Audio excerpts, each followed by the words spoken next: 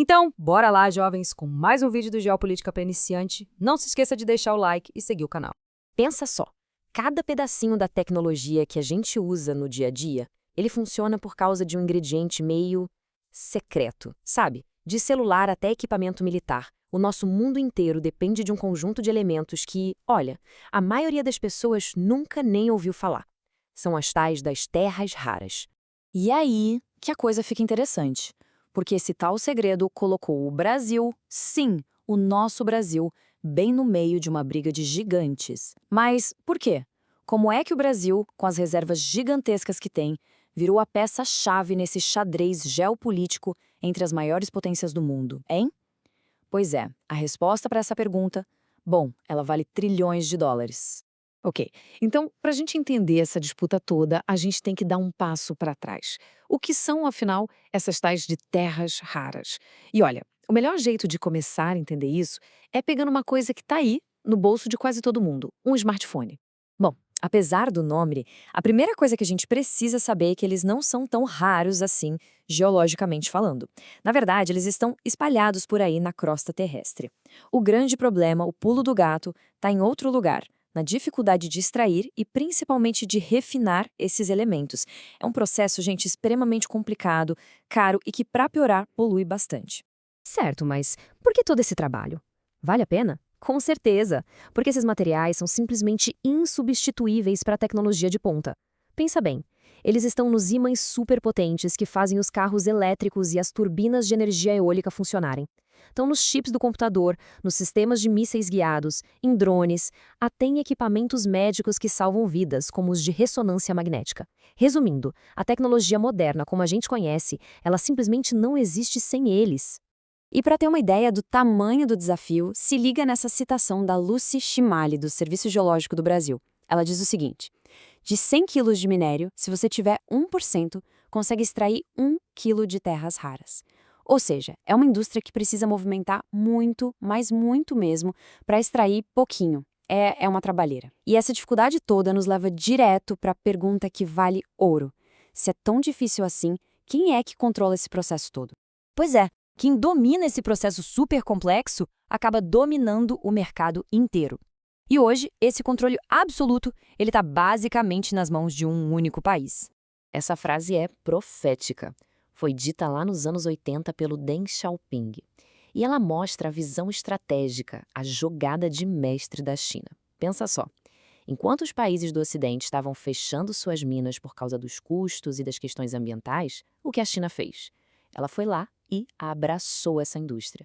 Eles apostaram que um dia as terras raras seriam tão importantes quanto o petróleo. E bom, eles acertaram na mosca. Dá uma olhada nesses números. Hoje, a China extrai 70% de todas as terras raras do planeta. 70%. É um domínio absurdo já na mineração, na primeira etapa. Mas o verdadeiro poder, a real chave do cofre, não tá nem aí. Tá no que vem depois. É aqui que o jogo é decidido, no refino. A China controla quase 90% de toda a capacidade de refino do mundo.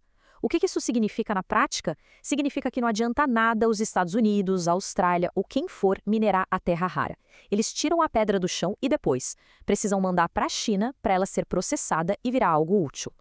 A China é o grande gargalo da produção mundial. A mineração é só o começo, o refino é onde o poder de verdade se concentra. E olha só como esse controle funciona na prática, no dinheiro. A China, usando o poder do Estado, vende o minério bruto por um preço baixíssimo, coisa de 7,5 dólares o quilo.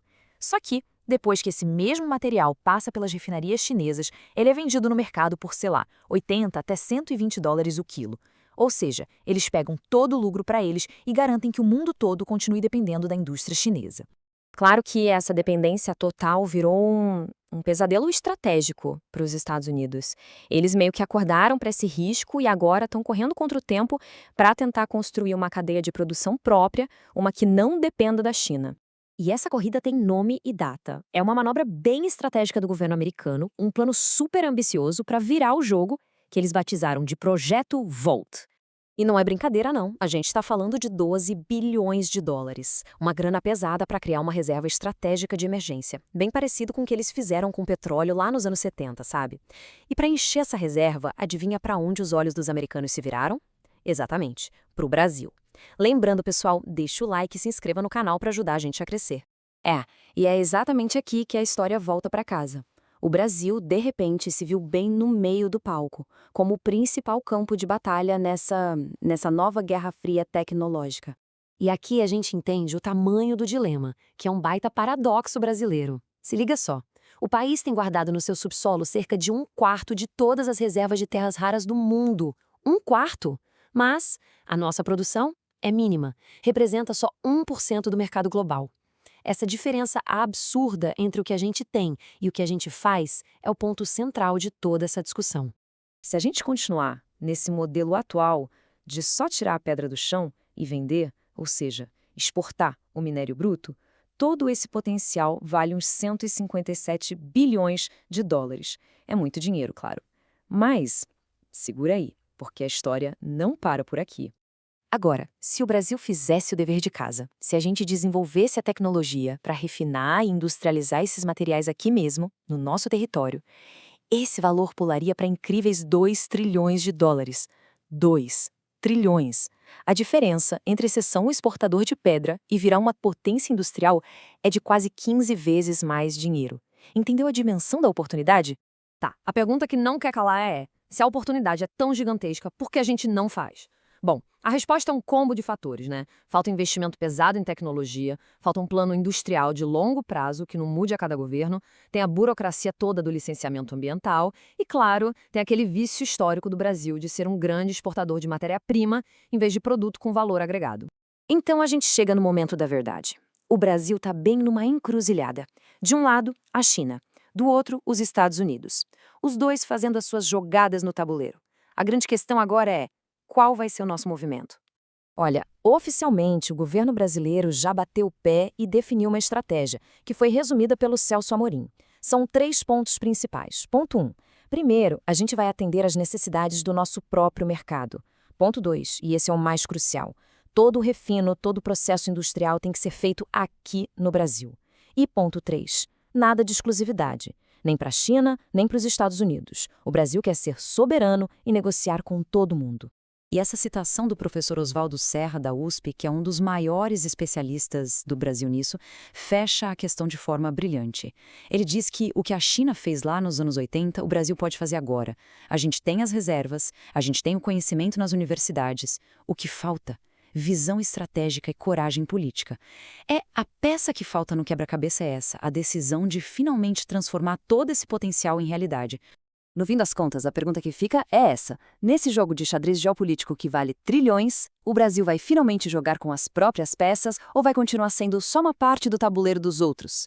A chance de definir o próprio destino está na mesa. E a decisão que for tomada agora, bom, ela vai definir o futuro do país por muitas e muitas décadas. Por enquanto é isso, assista outro vídeo sobre o tema, não se esqueça de deixar o like e seguir o canal para não perder a próxima notícia sobre geopolítica mastigada de um jeito descomplicado para você. Falou, piazada!